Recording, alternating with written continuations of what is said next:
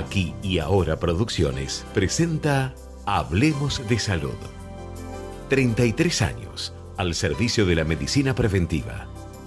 Conducción y producción a cargo de la periodista médica Ana María Forte. Locución y presentaciones Oscar Di Profi. Hablemos de Salud por Ecomedios y para todo el país.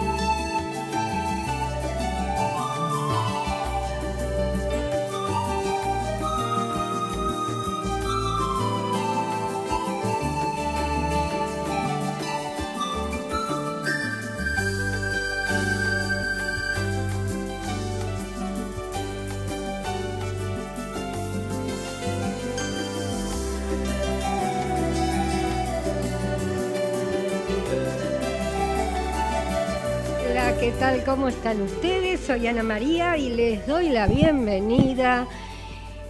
Comienza el nuevo programa de Hablemos de Salud y como a menudo digo, estoy con mis mejores amigos que son mis dos barbijos, ¿no es cierto? Es la forma de protegernos.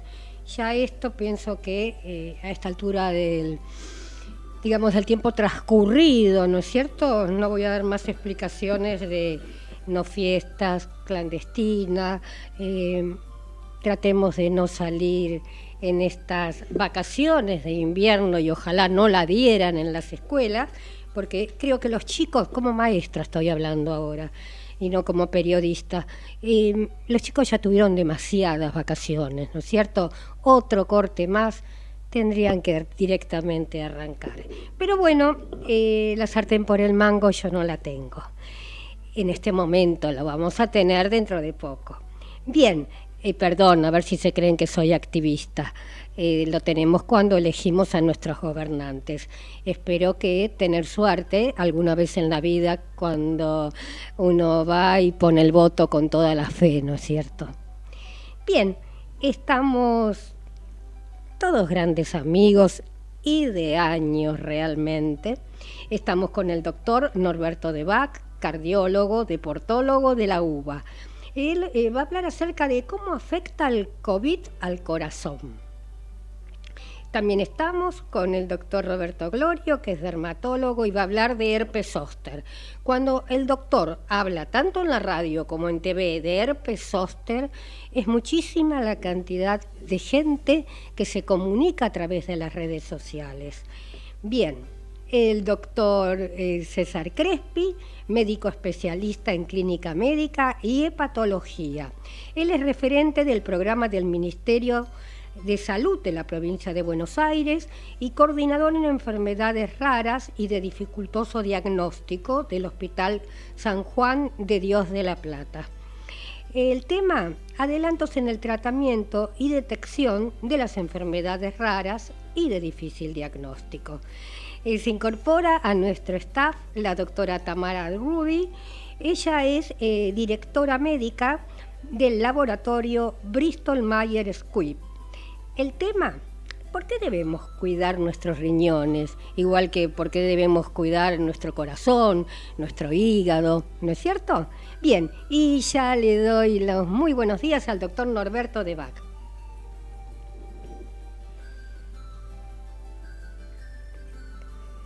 ¿Está conectado? Bien.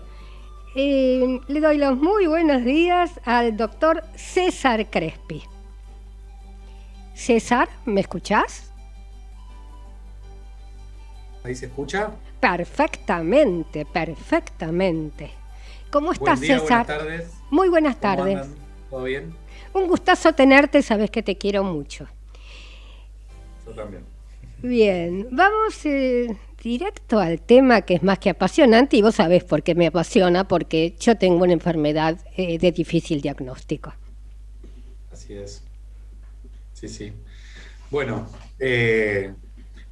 habías dicho sobre las actualidades y cuestiones relacionadas a la terapia. Imagínate que son un montón. Las enfermedades poco frecuentes o enfermedades raras, que son sinónimos, son aquellas que tienen una prevalencia de 1 en 2000 o menor y tenemos una cantidad de entre 6.000 y 8.000 entidades. Son un montón, realmente. Ujú. Se necesita, ¿cómo? Sí, sí, sí, te escucho. Se necesitan equipos, obviamente, interdisciplinarios para el manejo de la mayoría de estas patologías y equipos coordinadores o médicos que coordinen la atención, porque muchas de las patologías son multisistémicas y no tienen una especialidad en sí que las siga, sino que necesitan de una coordinación de un montón de especialistas. Como novedades, este año tenemos, bueno, se ha avanzado después de tanto trabajo. Yo hace 10 años, un poco más de una década, que estoy con este tema. Y este año, en febrero, se publicó el listado nacional que estuvimos trabajando, también en el Ministerio de Salud de la Nación, en una comisión, el listado de Argentina de las enfermedades poco frecuentes. También estamos empezando con el registro. El San Juan de Dios es uno de los centros que carga pacientes, así que estamos cargando también desde hace 2 meses los pacientes que vimos desde siempre, por lo menos los registros que tenemos del 2015. Y este año también, en el 10 de junio pasado, hace muy poquito, se formalizó por resolución ministerial el programa provincial de enfermedades poco frecuentes. Así que también es una noticia bárbara. Se ve que este año vino todo junto. Y Sí, yo también, recuerdo, César, perdón que te interrumpa, no, no, no, por favor. yo recuerdo lo mucho que te ha costado tener tu espacio dentro del hospital, ¿no es cierto? Era como que no se creía en las enfermedades raras o de difícil diagnóstico. Sí, es obviamente, imagínate que si hay una temática donde no se está, no se la conoce, es un trabajo, ¿no? Es un trabajo que hay que hacer, que hay que justificar de alguna manera por qué, si realmente es un problema o no es un problema de salud pública, que todas las autoridades estén al tanto de esta cuestión. Así que sí, es un trabajo de granito a granito, donde por suerte cada vez se van contagiando más personas y las asociaciones de pacientes tienen un rol increíblemente fuerte en esto. Así que por suerte están ahí, están al pie del cañón, y ahora vos muy bien sabés que estamos, en este momento está sucediendo el Congreso de Enfermedades Poco Frecuentes, CEPOF, organizado por ALAPA. Un congreso increíble con gente de todo el mundo internacional. Yo di el lunes, grabé una charla Estuvo para el genial, congreso, yo la pero vi. realmente una calidad, una organización y un detalle hermoso. Muy bueno, ¿Cómo? muy bueno. Yo estuve, vi tu charla, Sí, sí, escuché tu hermoso. charla también y realmente dije, bueno, yo en esto tengo en forma directa, porque 33 años invitando a gente con problemas, ¿no es cierto?, con la SARS, ¿no es cierto? Y decía, qué adelanto estos últimos 3 años que hubieron, qué posicionamiento. Y yo quiero que cuentes lo que has logrado, porque eso sí que lo has logrado vos solito, y que yo estoy orgullosa, orgullosa de tenerte, orgullosa de ser tu amiga. ¿Qué va a pasar en la Universidad de La Plata?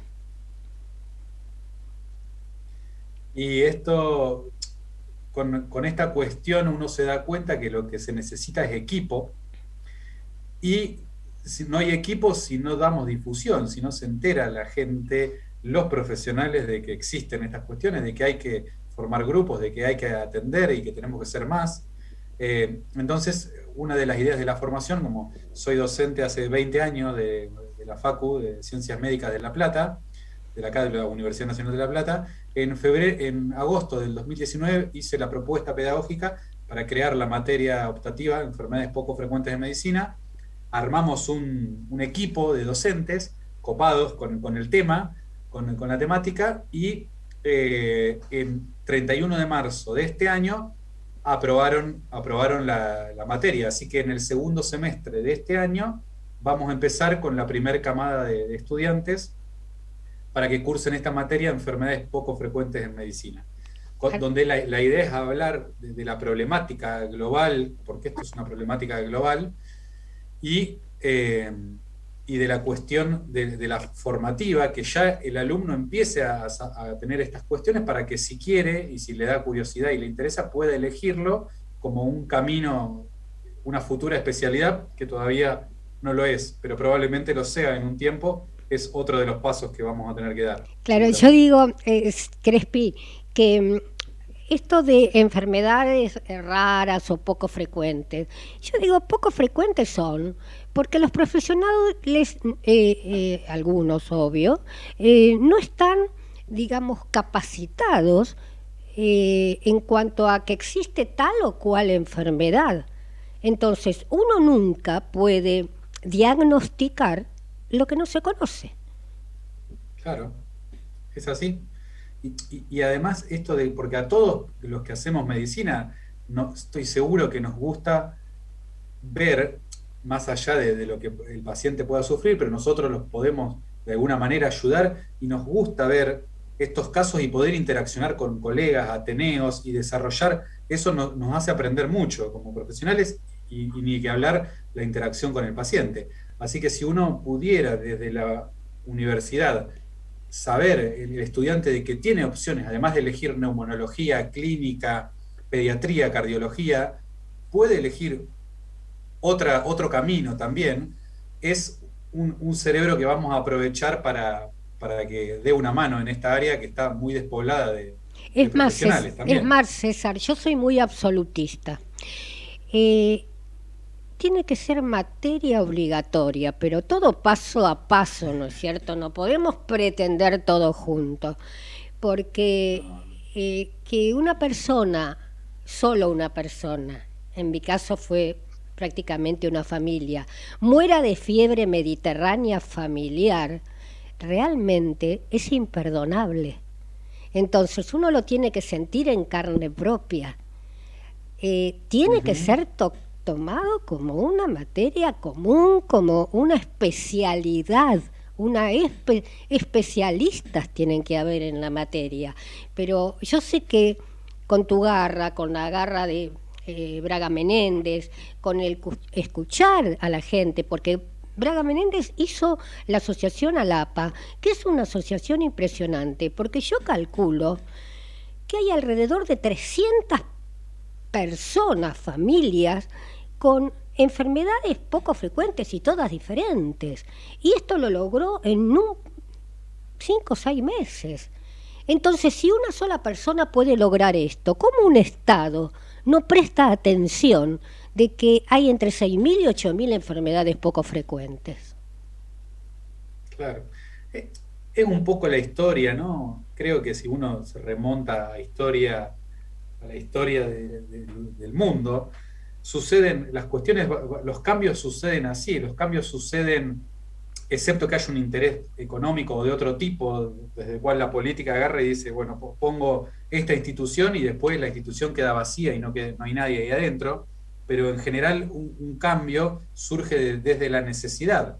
Y acá, más allá de que hayamos un par de interesados y caminemos esta temática, desde el punto de vista de la medicina y la atención de los pacientes son los que más mueven esta cuestión y manifiestan, y más hoy en día con las redes, que no tenemos dónde ir a atendernos, tenemos esta problemática, y en torno a las enfermedades poco frecuentes y a las que no tienen diagnóstico, que son otra área, nosotros las definimos en el año 2014 como una odisea diagnóstica mínima de 6 meses. Pero tenemos pacientes que definimos 6 meses, mínimo 3 profesionales, y pacientes que no tienen diagnóstico aún. Pero tenemos pacientes que tienen 60 años de recorrido a diferentes profesionales de distintas instituciones, sí, nacionales e internacionales, y no tienen diagnóstico. Y no tienen diagnóstico. Así que es una problemática que hay que abarcarla globalmente, porque obviamente primero localmente, después interinstitucional y después abrir las puertas a otros colegas que puedan opinar y ver cómo resolverle el problema al paciente. ¿Sabés que estuvo conmigo la semana pasada Carlina Paternoste, que es la líder precisamente de pacientes sin diagnóstico? Entonces uno... Así es, armaron ahora esto. Vemos como está luchando por su hijo, y yo pienso en mí, que estuve 68 años sin diagnóstico, y en el camino quedaron muchos. Entonces es algo que cuando uno lo tiene muy cerca, sabe de qué se trata. Por eso tengo tanta fe, tanta confianza, que este va a ser un año clave, un antes y un después para las enfermedades poco frecuentes o de difícil diagnóstico. ¿Qué opinas? De acuerdo, absolutamente de acuerdo, porque ya te dije, de todo lo que te conté sucedió este año. Más allá que se viene gestando y se viene remando desde hace bastante, pero este año fue impresionante todo. Esto de Carlina forma parte de un grupo en 34 o 35 países, si no me equivoco. Exacto. Y una de las personas que está armando es la doctora Domenica Tarusio de Italia. Ayer la vi, exacto. También viene trabajando una alta experiencia y tienen un equipo que sería increíble poder tener eso. Mostró una foto que son como 20. Uh-huh. Es maravilloso. También, pero César, bueno, para ser 20 hay que ser 2, y después 4, y después 6, así. Unidos, es la única manera. Así es. También para esto necesitamos, digamos, el apoyo completo del Estado para poder seguir avanzando. Sí. Yo creo que es agenda mundial a partir de este año, ¿o me equivoco? La SERS. ¿Cómo? ¿Que es agenda mundial a partir de este año? Las enfermedades. No lo sé eso. Bueno, yo creo que es a partir de este año, y me comprometo a averiguarlo, porque hay un movimiento mundial muy grande. ¿Qué tenemos para agregar? De hecho, estamos en reuniones globales. ¿Cómo? ¿Qué tenemos para agregar? Hay también este año formamos parte de la Organización Mundial de la Salud se unió con Enfermedades Raras Internacional, RDI, para formar un grupo con la idea de buscar expertos en diferentes puntos del planeta que formen equipos para formar equipos regionales y todo eso conectarse, porque lógicamente esto es un problema global, no es un problema de acá. Obviamente en los países en desarrollo hay más problemáticas que los que están desarrollados, pero los que están desarrollados también tienen problemática, porque hay cuestiones con el recurso humano, con la disponibilidad, hay un montón de cuestiones, y formamos parte de esto, de un panel de expertos que va a hacer esta idea de formar por las regiones que tiene la OMS, que son 6 regiones, en la región de las Américas, grupos regionales y en cada país centros de asistencia y que regulen toda esta cuestión para poder tener la vía rápida a la conexión internacional, para ver si uno puede de esa manera tener una ayuda. Hace poco hicimos un ateneo con un médico español, por ejemplo. Un genio. Bien. Yo antes de venir estaba el investigador Podaxer, y me lo perdí, no pude terminar de escuchar la importancia que existe en poder deletrear un genoma humano, que es carísimo, ¿no es cierto? Claro. Y si eso no nos ayudan desde el Estado, nunca se va a llegar al diagnóstico de la persona. Aparte de los apartes, se sabe que, por ejemplo, una enfermedad, vamos a poner fiebre mediterránea familiar, viene asociada algunas veces de un Meniere, y la gente no lo sabe. Y eso se sabe solamente a través del estudio. Entonces, del estudio genético, completo, no parcial. Entonces tenemos mucho para avanzar, mucho, pero mucho, mucho. Sí, yo me quedaría horas charlando con vos, te juro que me apasiona el tema y me apasiona la medicina, pero te agradezco muchísimo tu presencia y prontito nos vemos, César. Un beso enorme, enorme, enorme y que sigan tus éxitos. Y yo sigo escribiendo el capítulo de tu libro, ¿eh? No me olvido. Gracias por la invitación. Te voy a molestar en breve. Molestame nomás. Nos vemos en un ratito. Un beso enorme, enorme. Bien, y ya le doy los muy buenos días al doctor Glorio, Roberto Glorio, que ya lo presenté, que es dermatólogo y que va a hablar de herpes zóster. ¿Qué tal, Glorio? ¿Cómo estás? Hola, ¿qué tal? Buenos días, Ana María. Aquí estamos, como todo el mundo, sobrellevando esta pandemia, así que vamos a tratar en estos poquitos minutos de recordar una patología que es compleja, porque trae algunas dificultades que motivan que a la gente le genere preocupación. Es cierto. A mí me corresponde hablar... Perdóname que te interrumpa. Es cierto que... Porque escribe en las redes, se comunica mucha gente. Es cierto que hay una especie de brote, por decirlo. No van a decir, Ana María dijo que hay un brote de herpes zóster, pero que hay gran cantidad de personas que están atravesando por esta enfermedad. Bueno, es un tema interesante pero si uno mira globalmente las estadísticas, por ejemplo, en la población general, fuera de la pandemia, se considera que hasta un 15% de la población padeció un herpes zóster.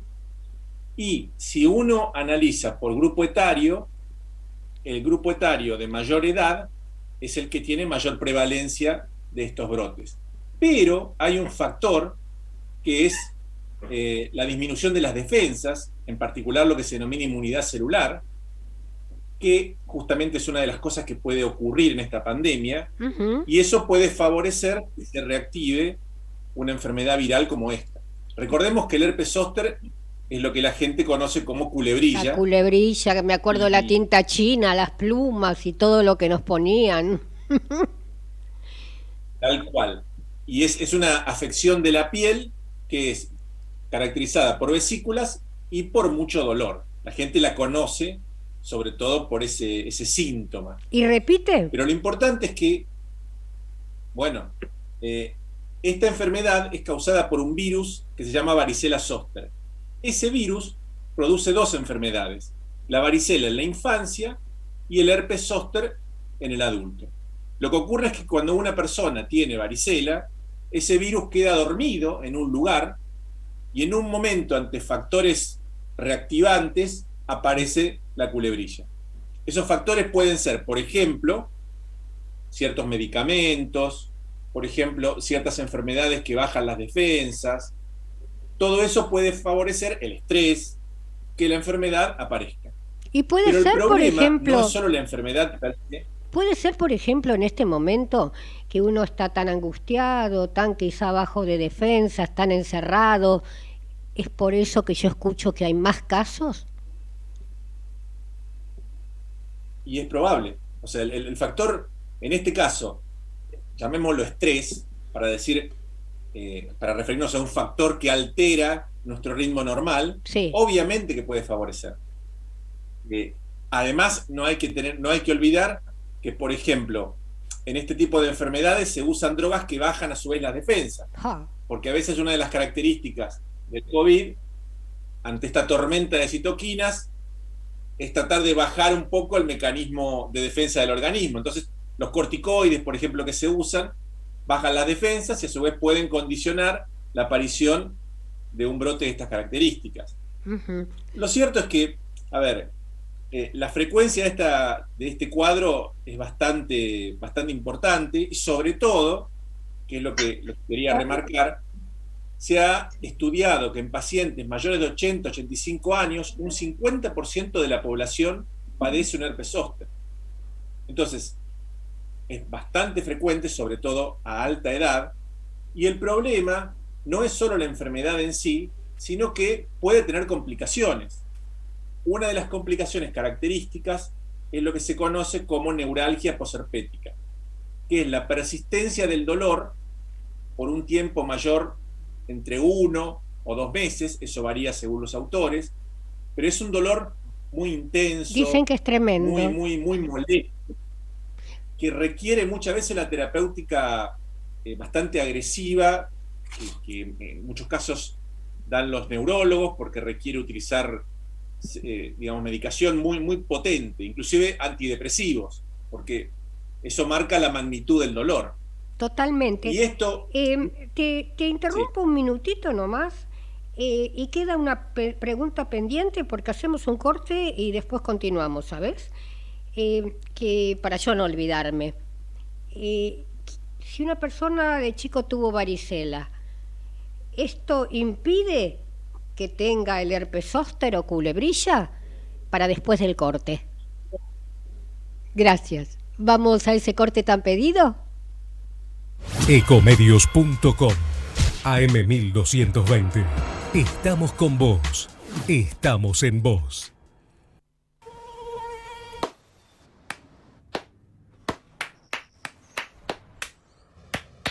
No aplaudamos al mosquito, combatámoslo en serio. Para combatir el dengue, el zika y el chikungunya, evitemos que los mosquitos piquen y se reproduzcan. Usemos repelentes, coloquemos tules en la cuna de los bebés y demos vuelta a contenedores para que no se acumule el agua. Si tenés fiebre alta, dolor de cabeza y dolor muscular, no te automediques y acudí al médico. Encontrá más información en argentina.gov.ar. Argentina Unida, Ministerio de Salud, Argentina Presidencia. Informate en ecomedios.com. Seguinos en TikTok, @ecomedios1220. Si usted tiene alguna inquietud sobre su salud o la de su familia, Hablemos de Salud les responde vía mail. Tomen nota, hablemosdesalud@hotmail.com o a través de nuestra página www.hablemosdesalud.com.ar.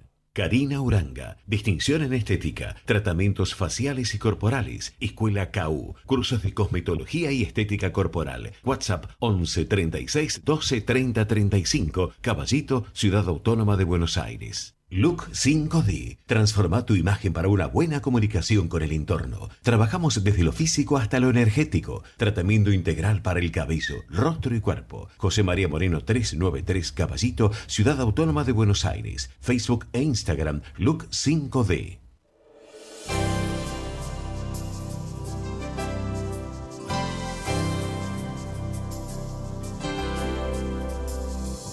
Continuamos con el doctor Roberto Glorio. Con él estamos hablando de culebrilla o herpes zóster. Y yo había dejado una pregunta en suspenso. La persona que tuvo varicela, no te digo si queda inmune, ¿tiene menos posibilidad de contraer el herpes zóster?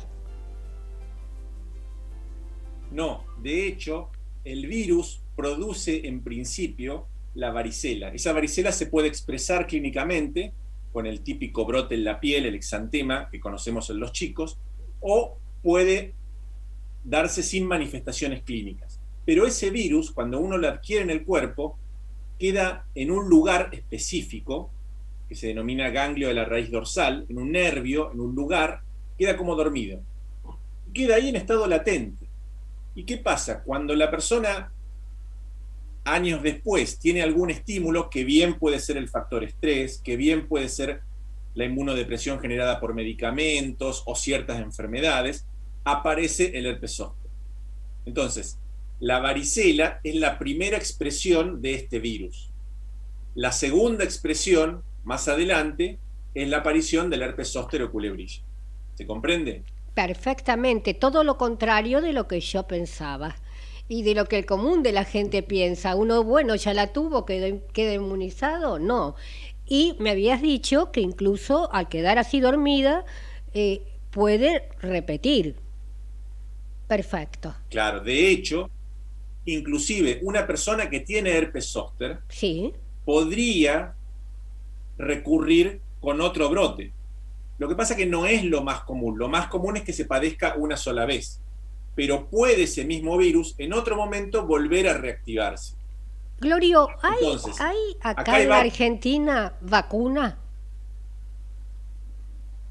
Bueno, primero te voy a hablar a nivel mundial. A nivel mundial hay dos vacunas, sí. que son las que...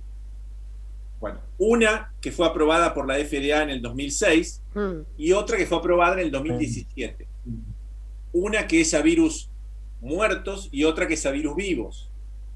Pero volviendo a tu pregunta, en Argentina la vacuna que está hoy disponible en el mercado es la vacuna que se denomina Zostavax, que es una vacuna de Merck, que clásicamente es una vacuna a virus vivos atenuados. Esa vacuna se aplica una sola vez por vía subcutánea y otorga una inmunidad de más o menos 4 a 5 años. Esa vacuna es muy importante en la medida que logra, en principio, tener una eficacia bastante importante entre los 50 y 60 años y sobre todo en disminuir la posibilidad de recurrencia de la neuralgia posherpética. Bien. Ahora, dicho esto, me refiero a la Argentina. ¿Cuál es el problema que tiene esa vacuna? El costo, que es muy elevado y no está incluido en el calendario de vacunación. Que tendría que estar. Entonces, ahí hay un punto que cada médico tiene que evaluar con su paciente. Esta cuestión de la relación costo-eficacia. ¿Conviene indicarla? ¿No conviene? Porque, bueno, es una situación particular. La otra vacuna que mencioné, la aprobada hace pocos años, que es una vacuna a virus muertos inactivados, que es una vacuna recombinante, no está en la Argentina, que es la que se denomina Shingrix. Sí, exacto. Y es una vacuna sustancialmente diferente. Sí. Te escucho. Sí, no, te escucho porque yo me refería a esa vacuna porque me habló una amiga de Canadá y me dijo, Ana María, a partir de los 50, 60 años, como mucho, tenés que tener puesta la vacuna. O sea, ellos la tienen clara porque la deben tener en el calendario, ¿no es cierto? No solo eso, sino que, por ejemplo, esta vacuna que está disponible en la Argentina, en Estados Unidos la sacaron del mercado en julio del 2020. Y todavía no llegó la vacuna más reciente, que es una vacuna como esa virus muertos, virus en los cuales se logra un efecto que es mayor en lo que respecta a la eficacia sobre la enfermedad en sí y sobre la neuralgia posherpética. Y además, al ser a virus muertos, podría eventualmente usarse en pacientes con bajas defensas. Bien. Cosa que la otra no se puede. Pero bueno, inevitablemente en algún momento llegará, porque estas cosas tarde o temprano llegan a nuestro país. Lo cierto es que, volviendo a esta cuestión de la decisión de cada médico con su paciente, que tiene que analizar la situación en particular del paciente, la patología que tiene, la complicación y ver el costo-beneficio. Bien, yo me quedaría horas charlando con vos, pero como ya me deliré con el doctor Crespi, me fui totalmente, no respeté horarios. Bien, vamos, quedaron un montón de preguntas, pero yo te voy a tener que invitar otra vez. Porque no hay problema. Hay un montón de preguntas que no te pude hacer. Agradezco mucho tu presencia y no te vayas a ver si hacia el final puedo hacerte alguna. ¿Te parece? Bien. Perfecto. Y ya le doy las buenas tardes al doctor Norberto de Bach, ya lo presenté, cardiólogo, quien nos va a hablar de cómo afecta al corazón el COVID. Muy buenas tardes, ¿cómo te encontrás, Norberto? Yo no te escucho. Muy bien, Ana María, ahora buenas sí. tardes para todos. Sí. Bien, Norberto. Por favor, nos zambullimos en este tema tan interesante. ¿Qué pasa después de haber tenido el COVID con nuestro corazón? Mirá, los receptores que tiene el pulmón son exactamente los mismos que tiene el corazón. Todos hablamos porque realmente lo más frecuente que vamos a encontrar es la neumonía bilateral en los pacientes por COVID. Pero el corazón no queda exento de esta situación y entonces ya sea por el problema inflamatorio, que todos sabemos esa tormenta de citoquinas que existe, produce una inflamación a nivel del miocardio y también a través de autopsias y a través de biopsias se ha demostrado que el virus también se instala en la célula miocárdica. Por ende, podemos decir que esa inflamación que aparece es mucho más, pero mucho más frecuente en aquellos pacientes hospitalizados. Por eso se piensa que la miocarditis, que es una de las más frecuentes, y que es la inflamación del miocardio, es una inflamación de todo el músculo cardíaco y puede producir arritmias, inclusive la muerte súbita también. Vemos que está entre un 20 y un 25% en hospitalizados.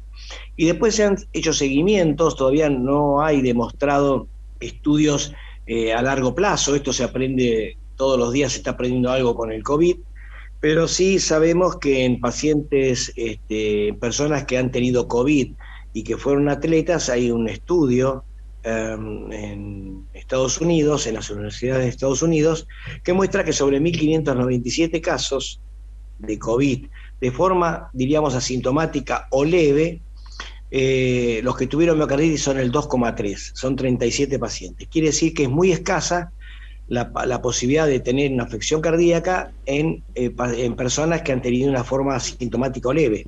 Pero en aquellos que han tenido hospitalización, ahí es mucho más frecuente. Por eso tenemos que estar atentos, y el mensaje, como siempre digo, para la población general y deportista no deportista, es que el paciente que tuvo COVID, complicado o no complicado, tiene que tener una consulta cardiológica. Exactamente. ¿Y vos crees que en estos 2 últimos años hubieron muchas consultas cardiológicas? Precisamente en pandemia, ¿no? No, todo lo contrario.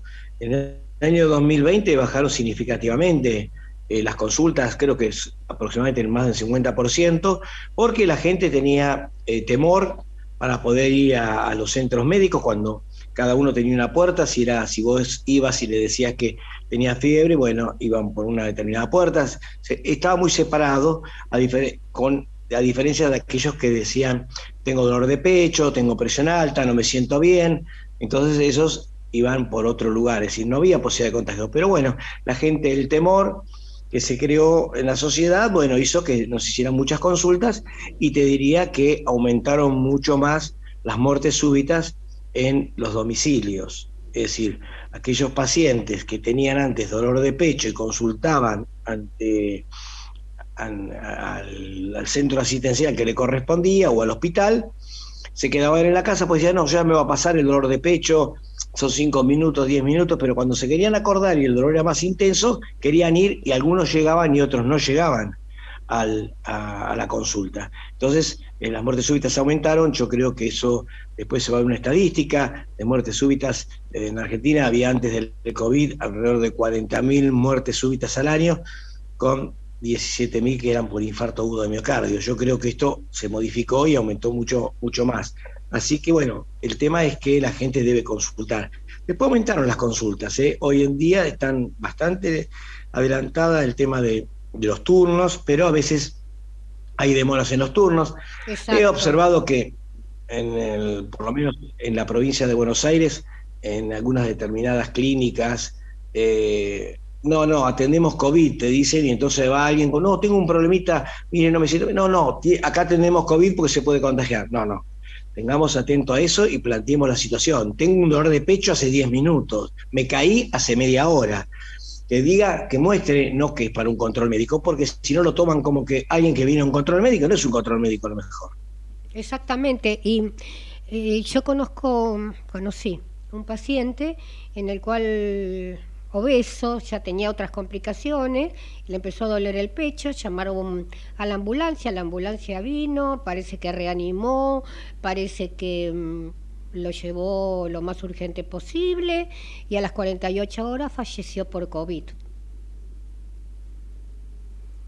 Esas son las cosas que se saben del COVID. Es el contagio, ¿no? Porque él entró por un problema cardíaco. Sí, lo que pasa es que con el tema COVID, en aquellos que tienen factores de riesgo, tienen muchísima más, el doble de posibilidades de tener más complicaciones y ser formas graves de COVID. En eso te hablo de la hipertensión arterial, la diabetes, la obesidad, el tabaquismo. Son aquellos que está demostrado que terminan con formas graves, inclusive con asistencia respiratoria mecánica. Exactamente.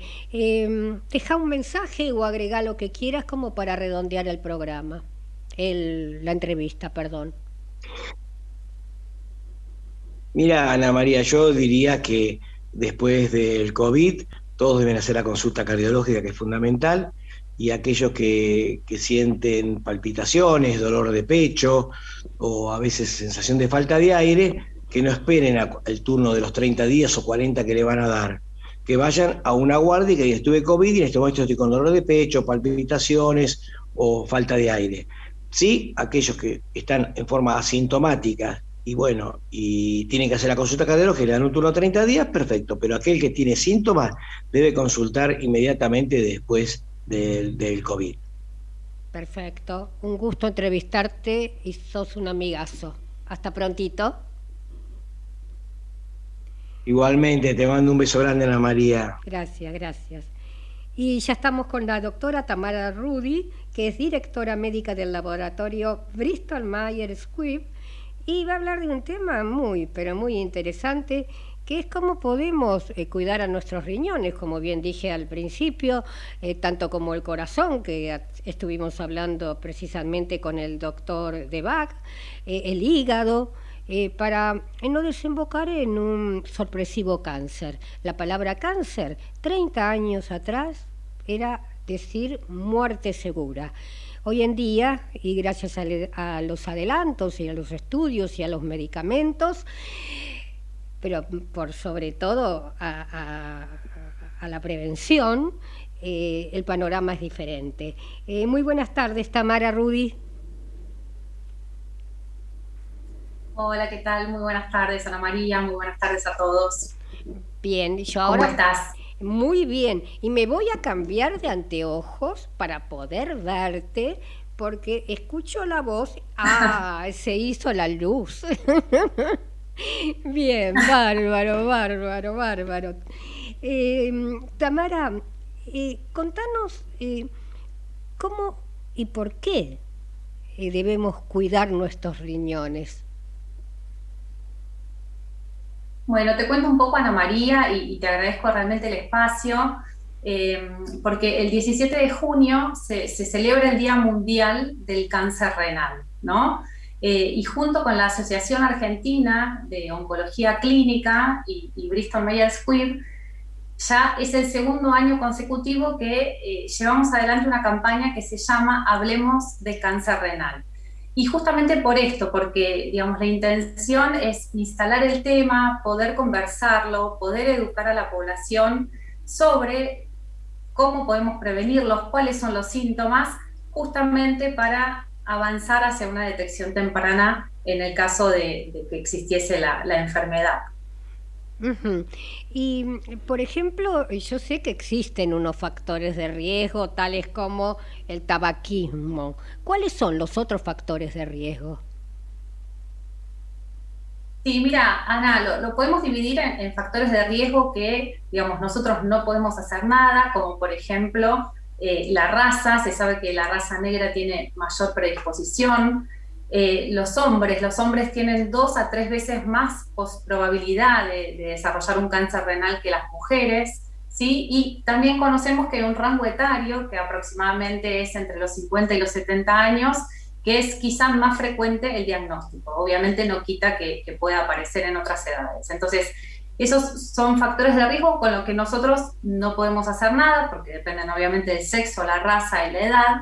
Pero hay otros factores, como bien mencionaste, el tabaquismo, que se sabe que duplica, ¿sí?, la probabilidad de desarrollar cáncer renal. Se sabe que en un 30% de los casos desarrollados en hombres tiene, digamos, una consecuencia directa el ser fumador. Entonces, aquí es uno de los factores donde claramente podemos hacer algo, ¿sí?, porque cuando dejamos de fumar ya estamos contribuyendo a disminuir el riesgo, ¿sí?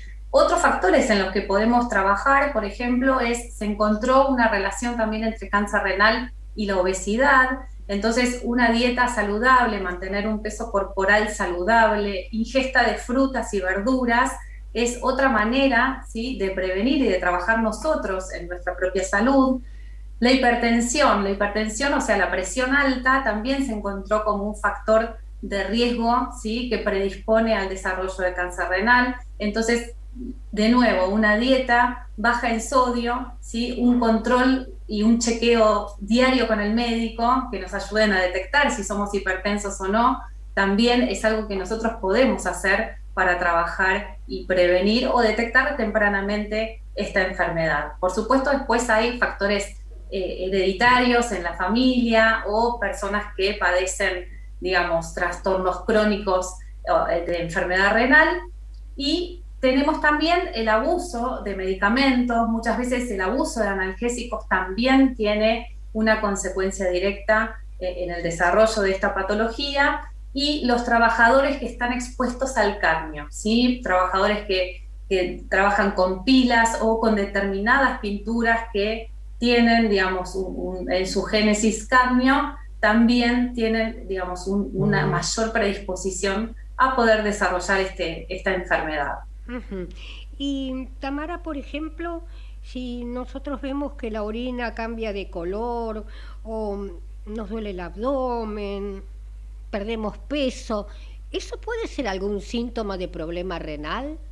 Algo quizá que por separado no.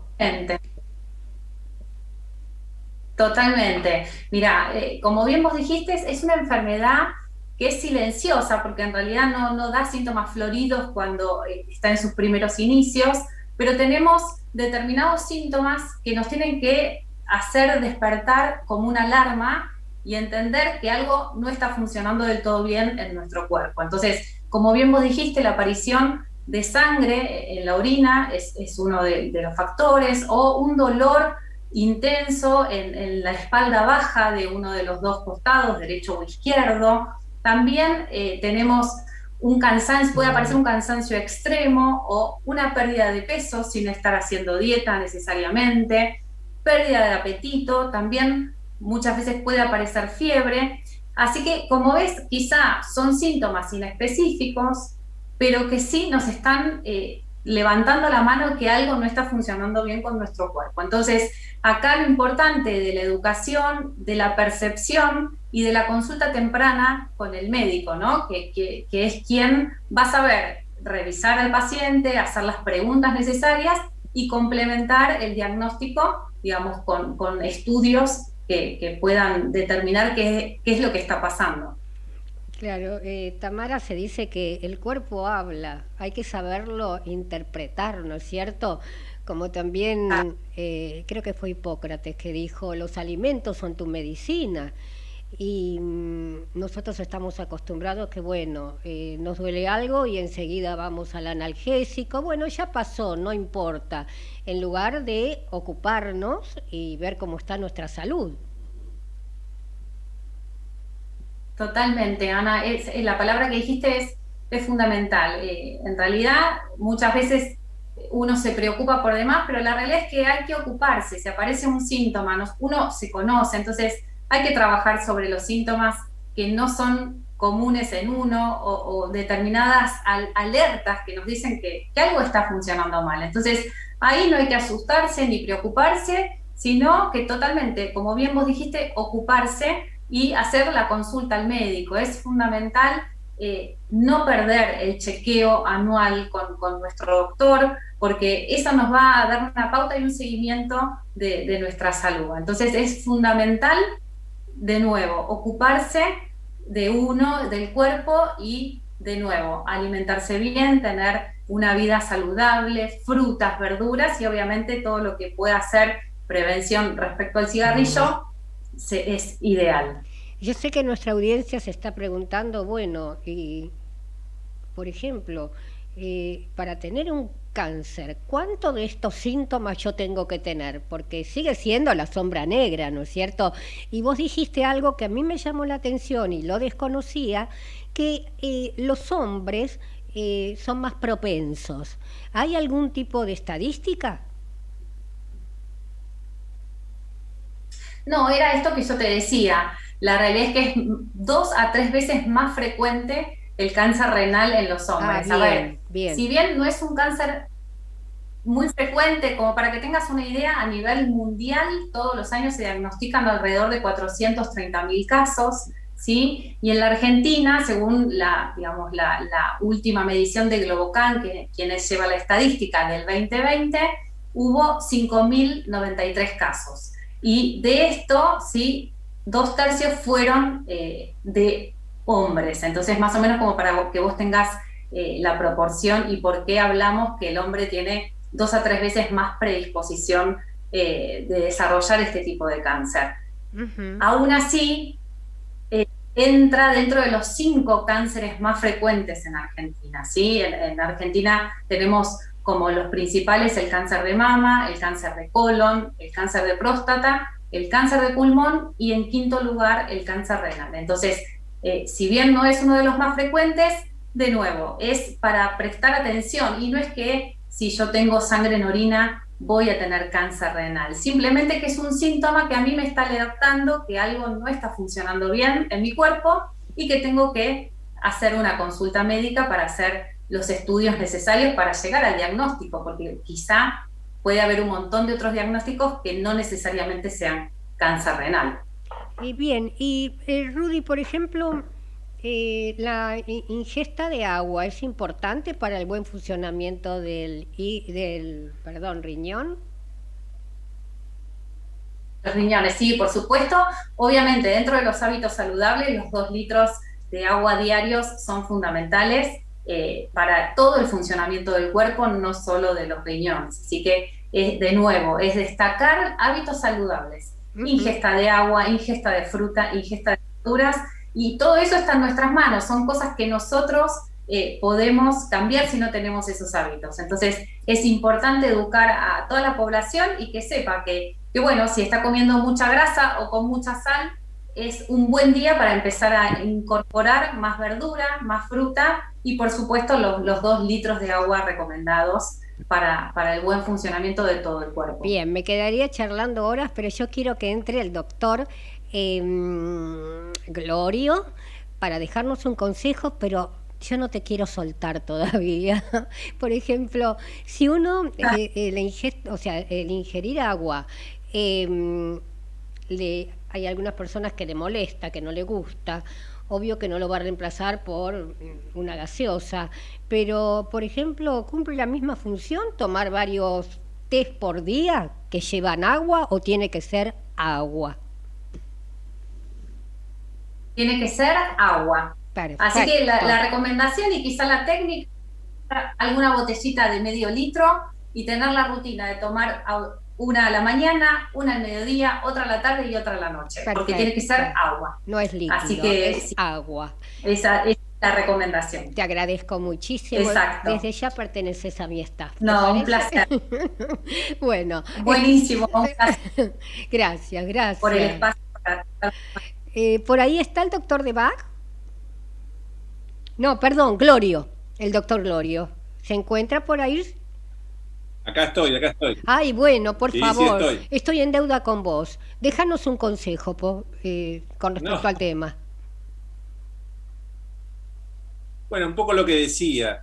Dado que existen vacunas, lo importante es que la gente consulte con su médico acerca de la necesidad o no de aplicar esta vacuna para la culebrilla o el herpes zóster, sobre todo en personas que tienen más de 50 años, porque si el médico lo considera, puede ser una alternativa para bajar la probabilidad de que padezca un nuevo brote o que padezca la complicación de la neuralgia postherpética. Bien, un familiar directo lo sufrió y es un padecimiento realmente. Por ahí veo a César. César, despedite. El doctor César está por ahí. Yo lo estoy viendo. Gracias. Sí, despedite nomás. Acá estoy. Muchas gracias por la invitación, como siempre, y por la emoción que le pones al tema. Así que seguiremos avanzando este año a full con la temática y esperemos que sigamos avanzando en equipo, como siempre. Yo no soy parapsicóloga, pero te digo que vas a dar que hablar. Así que me honra tu presencia como la presencia de todos los profesionales. Para mí fue un programa de lujo. Amo lo que hago y ojalá pueda continuar en los medios. Mando un beso enorme, enorme a los participantes y a ustedes, la audiencia. Gracias a ustedes estamos nosotros acá, para serles útiles. Hasta prontito.